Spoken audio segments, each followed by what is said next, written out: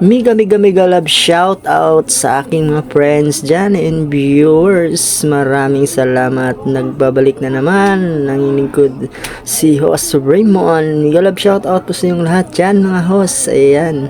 Kasi kami nakauwi na ng Torel. Galing kami ng Bansalan. So, ngayon, for today's video guys, ayan. Yung mga labahan ko is nandito na. So karon guys, so magpa-laundry ko guys kay dagan-dagan biya ni ako ang labo nun. So ako lang i-laundry. So dire day ni dapit sa kuan guys, may siphon dapit sa Torel. So kining naigit nga pula dire guys, dinaya siya tindahan. Daplin na siya highway guys.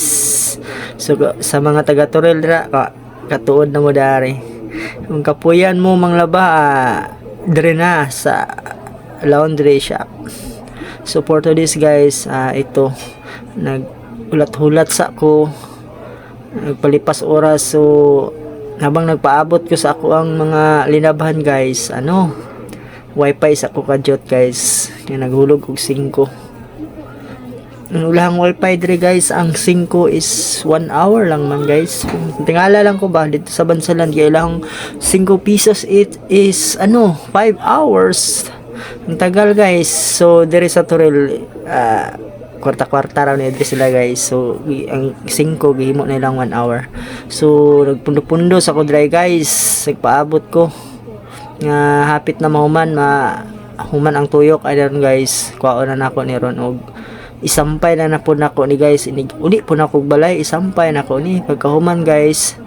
Cellphone kadyot, tanaw TV unsay lingaw guys. Basta malipas oras unya guys, bulkas na lang sa linabhan kay uga naman guys. So salamat sa aking mga friends and viewers naglingkod-lingkod sa ko diri guys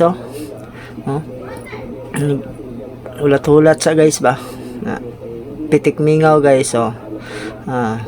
Sa aking mga friends and viewers maraming salamat sa inyong suporta guys sa aking pagbablog.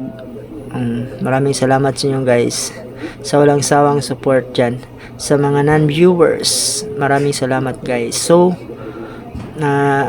lingkod-lingkod sa ako guys.